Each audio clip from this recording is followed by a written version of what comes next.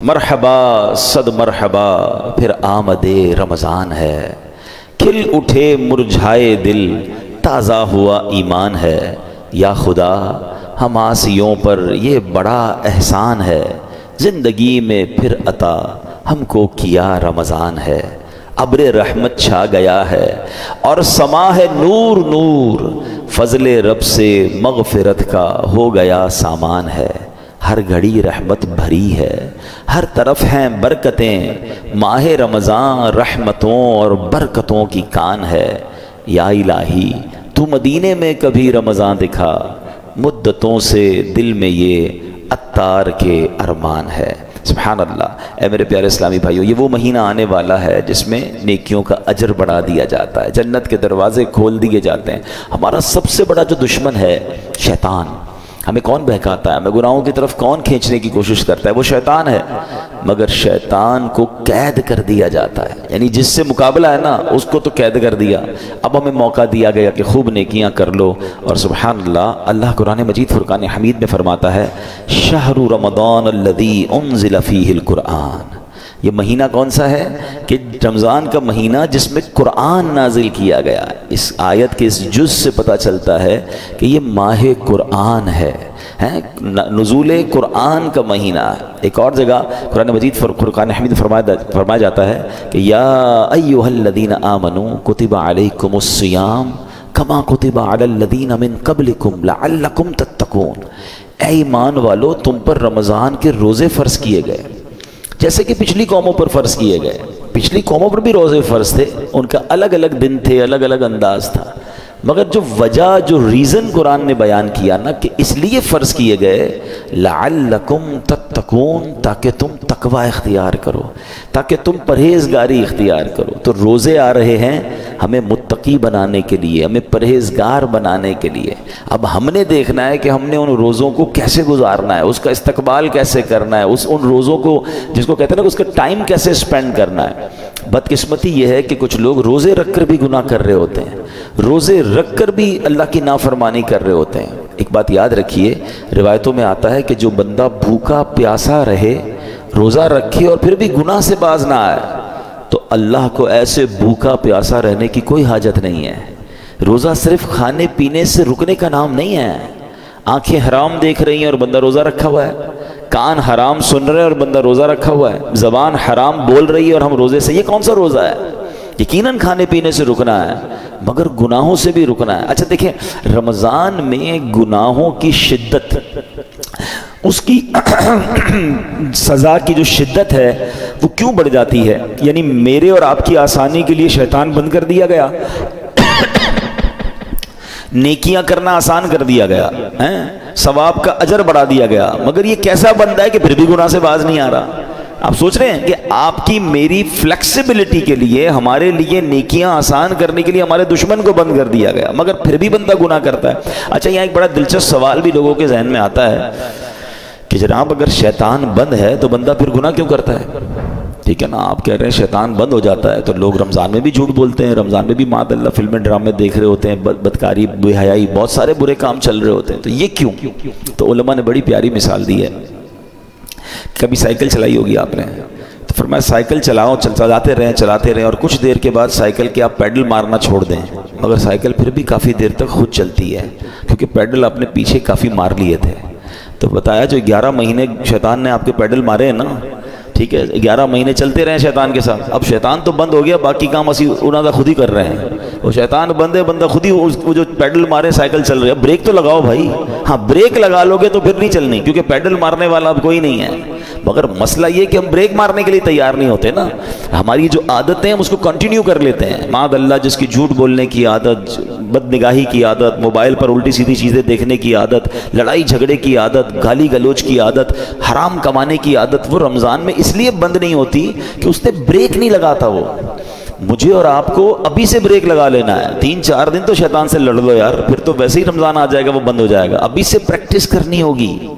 ایسا نہیں ہوگا کہ جب اعلان ہوگا کہ مبارک ہو ماہ رمضان کا چاند نظر آ گیا تو ہماری ساری بری عادتوں کے سوئچ آف ہو جائیں گے، جھوٹ کا سوئچ آف، بدنگاہی کا آف، لڑائی جھگڑے کا آف، نہیں، وہ آپ کو آف خود کرنے پڑیں گے اور ابھی سے کریں اس کو۔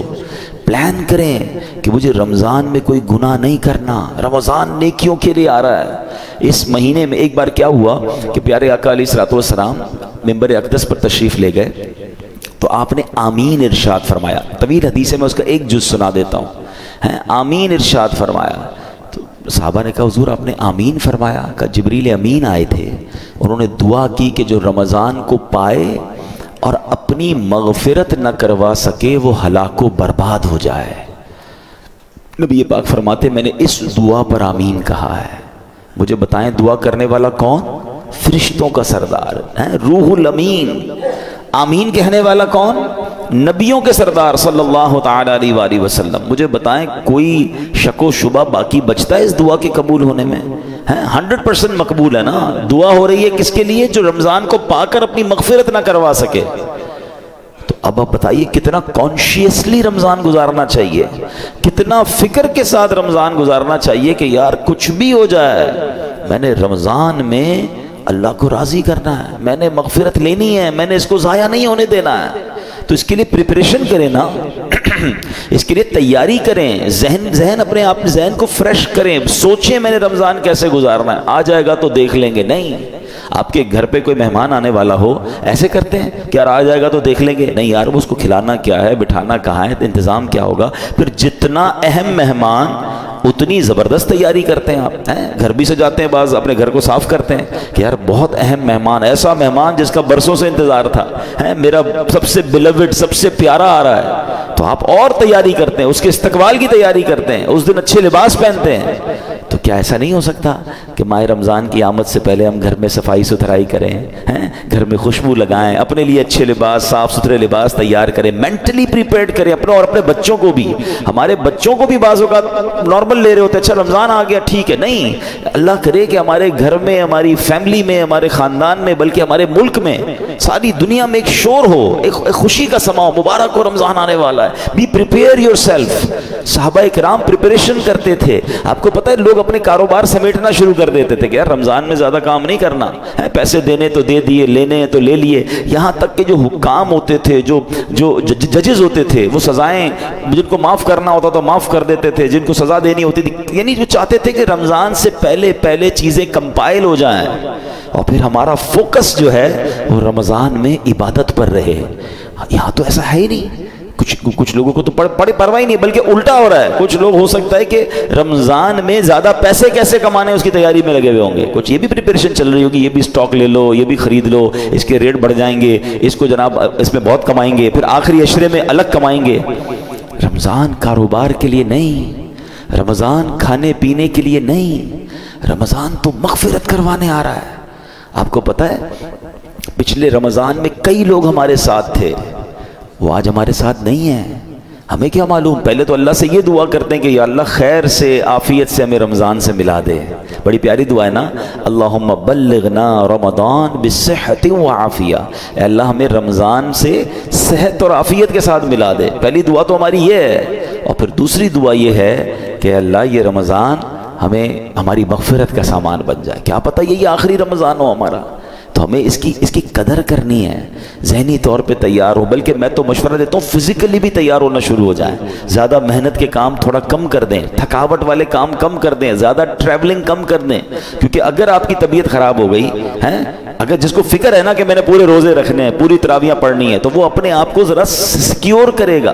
آپ کو پتہ ہے جس کی شادی ہوتی ہے کیا کہتے ہیں دولہے کو، بھائی ذرا خیال رکھنا، شادی والے دن ہی بیمار مت ہو جانا، شادی سے 4 5 6 دن پہلے 8 دن پہلے اس کو ریسٹ کرواتے ہیں، اس کو زیادہ ٹریول نہیں کرواتے۔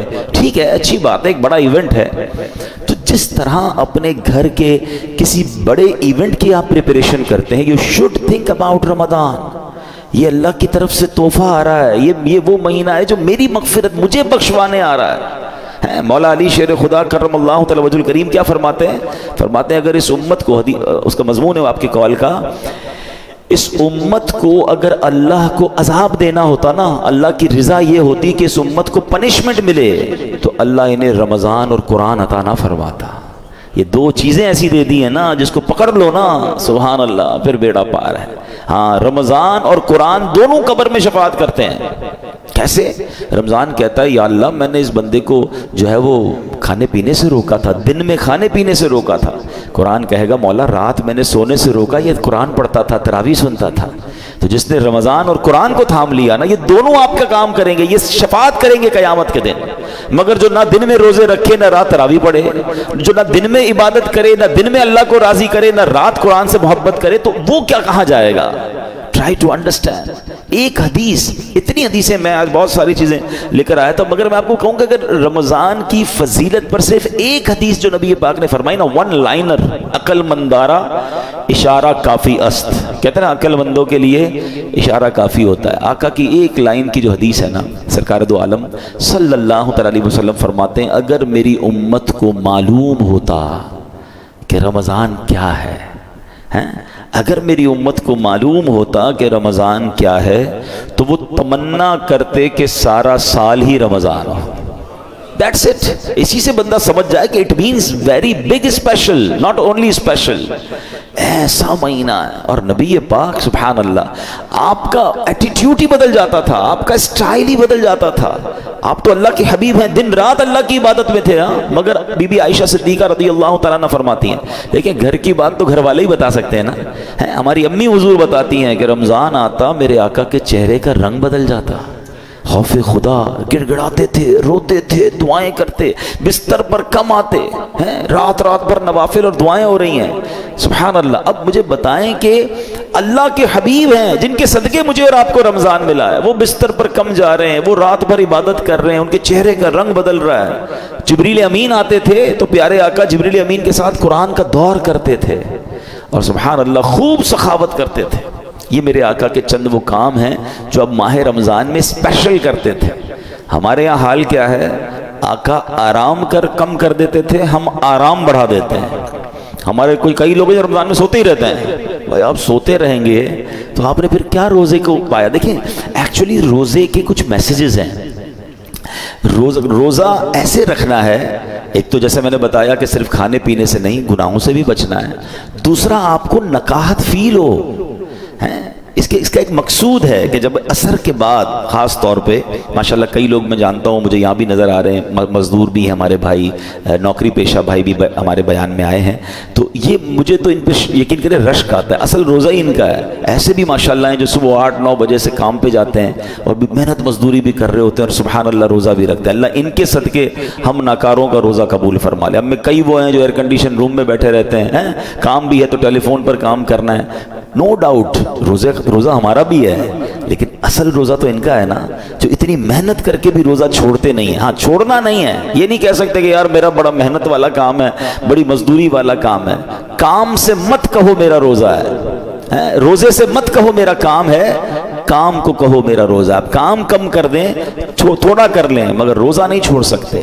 تو میں یہ بتانا چاہ رہا تھا کہ آپ نے دیکھا ہے جب آپ کا روزہ ہوتا ہے عصر کے وقت بڑی عجیب سی فیلنگ شروع ہو جاتی ہے، کسی چیز کا جی نہیں چاہتا، تھکاوٹ لگ رہی ہوتی ہے، پیاس لگ رہی ہوتی ہے، زیادہ بات کرنے کو جی نہیں چاہتا، غصہ کرنے کو جی نہیں چاہتا، بحث کرنے کو جی نہیں چاہتا۔ کیوں؟ کیونکہ ہماری باڈی میں اب انرجی کم ہو گئی ہے۔ تو اس میں پتہ ہے میسج کیا ہے؟ اے بندے تیری اوقات یہ ہے۔ یہ اصل اوقات جو پتہ چلتی ہے نا، جو کرو فر جاہو جلال کے ساتھ بہت زیادہ دھوم مچا رہے ہوتے ہیں، ان کو افطار سے پہلے اپنی پوزیشن خود چیک کرنی چاہیے کہ ابھی کیا حال ہے۔ اور یہ صرف 12-15 گھنٹوں کی مار ہے۔ اللہ پاک چاہے تو تمہیں ساری زندگی ایسے رکھ سکتا ہے نا، افطار کے بعد سیٹ ہو جاتے ہو، لیکن یہ افطار سے پہلے کی کیفیت عاجزی کی کیفیت ہے۔ بندہ سمجھے کہ یہ میری اوقات ہے۔ دیکھیں اللہ کرے میسج لینے والے بنے ہم، ورنہ نہیں لینے والے تو کچھ نہیں لیتے۔ اسی طرح جب میں اور آپ بیمار ہوتے ہیں، ہلکا سا بخار ہو جائے، پیٹ خراب ہو جائے، وہ کہتے ہیں نا پنجابی وچ لگ پتا جاتا ہے ساڑی اوقات کی ہے، نہ بستر سے کھڑے ہونے کی ہمت، نہ بات کرنے کی ہمت، سردی لگ رہی ہے تو گھر والے کمبل اڑا رہے ہیں۔ کیسا بندہ جس کے جناب جاہو جلال، جس کے روب و دبدبہ ہے، بالکل ایسا ہو جاتا ہے کسی کام کا ہی نہیں ہوتا ہے۔ لیکن بات یہ کہ اس سے بندہ میسج تو لے کہ یہ میری اوقات یار، ایک بخار، ایک پیٹ کا درد، ایک جناب گڑبڑ ہوئی طبیعت میں، بالکل میں تو 1 2 3 ہو گیا، تو میسج لو اس سے کہ یہ میری اوقات ہے۔ میں کس بات کا جناب اتراتا ہوں، کس بات کا کرتا ہوں، میرا رب چاہے تو ساری میری انرجی مجھ سے واپس لے سکتا ہے۔ پھر روزے میں افطار سے پہلے ایک اور میسج لینا ہے۔ وہ میسج یہ ہے کہ ہمیں یہ پتا چلتا ہے کہ بھوک کیسا بندے کو توڑ دیتی ہے. ہمیں پتا ہے ہم افطار کے بعد کھانا کھا لیں گے، مگر کئی بیچارے وہ ہوتے ہیں جو سارا سال بھوکے ہیں. وہ دن کئی بار مہینے میں جن کے گھر میں روٹی نہیں پکتی ہے، ان کا تو گویا روز ہی روزہ ہے نا، وہ تو روز اس کمزوری سے گزر رہے ہیں. کئی بچے ہیں جن کو پورا کھانا نہیں مل رہا. پاکستان کی تو رپورٹ آئی تھی کہ کئی بچے ہیں جن کو پراپر نیوٹریشن ہی نہیں ملتا، وہ بڑے ہی نہیں ہو پاتے، ان کی نشو نما ہی نہیں ہو پا رہی، کیونکہ نہ ان کو پروٹین مل رہا ہے، نہ ان کو دودھ مل رہا ہے، نہ ان کو غذا مل رہی ہے. تو جو امیر بھی ہے نا، اس کو بھی مزہ چکھا دیا گیا ہے، اس کو بھی سمجھ لو غریب کا احساس دلایا گیا ہے کہ افطار سے پہلے اپنی حیثیت دیکھو کہ جو تم اب اس وقت فیل کر رہے ہو سکتا ہے کئی لوگ ایسے ہو جو ساری زندگی یہ فیل کر رہے ہیں. تو اللہ کرے کہ یہ میسیجز تو لینا یار. تو یہ ہے روزے کی اصل، جس کو کہنا کہ بندہ گناہ سے بھی بچ رہا ہے، کھانے پینے سے بھی بچ رہا ہے. اب افطار کے وقت ہاتھ اٹھا کر پھر دعا کرنی ہے. آپ کو پتہ ہے خاص وقت ہے افطار کا، حدیثوں میں آتا ہے جس کا مضمون ہے کہ روزانہ رمضان میں افطار کے وقت 10 لاکھ گناہ گاروں کو جہنم سے آزاد کر دیا جاتا ہے. اور وہ 10 لاکھ کون سے ہیں؟ کہ جن پر گناہوں کی وجہ سے جہنم واجب ہو چکا تھا. مجھے سچ بتاؤ پھر افطار کے وقت ہماری کیفیت کیا ہونی چاہیے؟ کاش ہم اپنے گھر والوں کو بات سمجھائیں. میرا بیان لائیو بھی جا رہا ہے، بعد میں بھی سنا جائے گا. ہمارے گھر میں تو ایک ہنگامہ مچا ہوا ہوتا ہے، بھائی جلدی سے شربت لے آؤ، تو پکوڑے کدھر ہیں، تو دہی بلے کدھر ہیں، پتہ نہیں افطار ہے یا کوئی مارکا ہے. ارے یہ مغفرت کا وقت ہے. اگر واقعی آپ نے افطار کا انتظام کرنا بھی ہے تو اپنی فیملی سے بھی، ان بیچاروں کو بھی کچن سے نکالیں، ان کو کہیں 10 منٹ پہلے ختم کر دیں، سب کچھ دسترخوان پہ رکھ دیں اور آپ بھی آ جائیں. اب مل کے دعا کرتے ہیں. کتنا اچھا گھر ہوگا، کتنا اچھا دسترخوان ہوگا کہ باپ بھی بیٹھا ہے، ماں بھی بیٹھی ہے، بچے بھی بیٹھے ہیں، اور سب کے ہاتھ اٹھے ہیں کہ مولا آج پھر افطار میں 10 لاکھ بخشے جائیں گے. اے اللہ ہماری بخشش فرما دے، ہمیں محروم نہ کیجیے.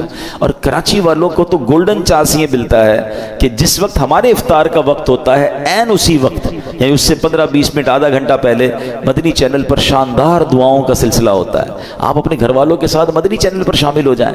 وہ دعائیں ہو رہی ہیں، آہیں ہیں، آنسو ہیں، اللہ کے ولی اور پھر ہزاروں لوگ اعتکاف میں پورے مہینے کے رمضان میں فیضان مدینہ میں ہوتے ہیں. تو نہ جانے کس کی آمین کے صدقے ہمارا بیڑا پار ہو جائے. بلکہ میں تو ایک مشورہ دوں گا کراچی والوں کو کہ کچھ افطار فیضان مدینہ میں جا کر کریں. آپ کو بہت ساری فرائز نہیں ملیں گی وہاں پر، بہت خوبصورت فروٹ کی ٹرے نہیں ملے گی، مگر روحانی آپ کو بہت کچھ ملے گا. وہاں فیضان مدینہ میں یہ اہتمام ہی نہیں ہوتا. وہاں پانی کی بوتل دے دی جاتی ہے، 1-2 کیلے دے دیے جاتے ہیں. اس کے بھی پیچھے بھی امیر اہل سنت کی بڑی پیاری حکمت ہے. اللہ کرے ہم کو سمجھ آ جائے کہ افطار سے پہلے جس نے سموسے بھی کھانے ہیں، کباب بھی کھانی، پیاز بھی اس میں ڈلی ہوئی ہے، اور اس کے بعد نماز بھی مغرب کی پڑھنی ہے، تو منہ سے بدبو نہیں آئے گی. اللہ کرے ہم مسجد کی نماز کی قدر محسوس کریں. بھائی سب چیزیں مغرب کے بعد بھی تو ہو سکتی ہیں نا. تو پانی پی لیں، کھجور کھا لیں، منہ کو اچھی طرح صاف رکھیں تاکہ ہم عبادت کر سکیں. تو یہ ایکچول دعا کا وقت ہے. تو میں مشورہ دوں گا کہ آپ عصر کے بعد فیضان مدینہ چلے جایا کریں، جب جا سکیں وہاں افطار کریں، پھر گھر آ کے جو کھانا ہے کھائیں بھائی. لیکن وہ جو وقت ہے مغفرت کا، وہ جو وقت ہے دعاؤں کا، اس کو ضائع مت ہونے دینا. اور یہ رمضان میں یہ موقع آتا ہے تو آپ گھر میں دعا کریں، مدنی چینل پر شامل ہو جائیں، جیسے بھی کریں، مگر اس وقت کو خاص سمجھیں. بٹ رہا ہے، مغفرت کے پروانے بٹ رہے ہیں. اور اسی طرح جیسے میں نے بیان میں کہا آخری بات کہ ماہ رمضان میں گناہ نہیں کرنا. حدیث پاک میں آتا ہے جس کا مضمون ہے جو رمضان میں ایک گناہ کرے اس کے 1 سال کے اعمال برباد کر دیے جاتے ہیں. مولا علی شیر خدا کرم اللہ تعالی وجہ الکریم نے ایک قبر کو دیکھا. آپ اللہ کے ولی تھے، بہت بڑے صحابی بھی ہیں. تو آپ نے دیکھا اس قبر والے کو عذاب ہو رہا ہے، اور وہ قبر والا پکار رہا ہے، یا علی انا غریق فی النار و حریق فی النار. اے علی میں آگ میں جلایا جا رہا ہوں، مجھے الٹا پلٹا جا رہا ہے، مجھے بچاؤ. مولا علی شیر خدا کرم اللہ تعالی وجہ الکریم نے اللہ کی بارگاہ میں دعا کی کہ مولا یہ بندہ جل رہا ہے، اسے نجات دے دے. تو ارشاد ہوا اے علی آپ اس کی سفارش نہ کریں. تو عرض کرتے مولا میں سفارش نہ کروں، وجہ کیا ہے؟ کہا اے علی یہ وہ بندہ ہے جو دن میں تو روزے رکھتا تھا مگر رات گناہوں سے باز نہیں آتا تھا. اب بتائیں دن میں روزے رکھ کر رات گناہ کرنے والے کو یہ عذاب دیا جا رہا ہے، تو جو روزے بھی نہیں رکھ رہا اس کا کیا حال ہوگا؟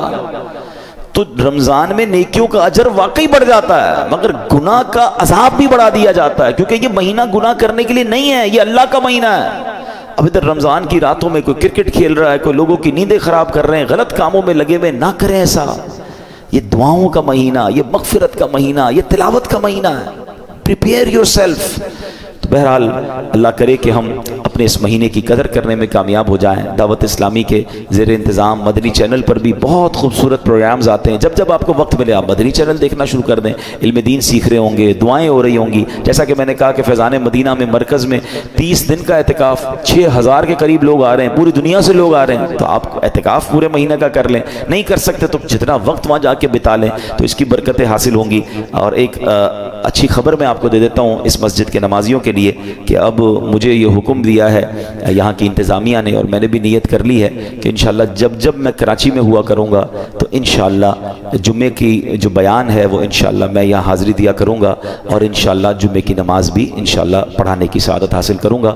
تو گزارش یہ ہے کہ آج پہلا جمعہ تھا، اب آئندہ جمعے میں انشاءاللہ آپ کوشش کریں کہ جلدی آ جائے کریں، ہم 2:15 بجے بیان شروع کر دیا کریں گے، اور انشاءاللہ پوری کوشش کر کے 3 بجے ہم جمعے کی نماز کھڑی کر دیں گے، اور رمضان میں بھی انشاءاللہ میری ہر جمعے میں حاضری ہوگی۔ تو انشاءاللہ میری ایک اور نیت بھی ہے کہ میں پلان کر رہا ہوں کہ انشاءاللہ ہم رمضان سے جو بیانات ہوں گے انشاءاللہ ہم قرآن کے کسی ایک ٹاپک کو لے کر چلیں گے، تاکہ ہم جب جو کنٹینیو آتے رہیں گے تو انشاءاللہ قرآنی واقعات اور قرآن میں جہاں رب عز و جل نے ہم سے ڈائریکٹ بات کی ہے، اے ایمان والو، انشاءاللہ ان آیتوں کو بھی سمجھنے کی کوشش کریں گے۔ تو آپ یوں سمجھ لیں کہ نماز جمعہ ادا کرنے کے ساتھ ساتھ نور قرآن سے بھی انشاءاللہ ہم مستفیض ہو سکیں گے۔ تو اگلے جمعے سے کوشش کریں کہ وقت پر آئیں، اور ویسے بھی جمعے کے دن جلدی آنے والوں کے اجر و ثواب بہت زیادہ ہیں۔ اللہ پاک ہمیں عمل کرنے کی توفیق عطا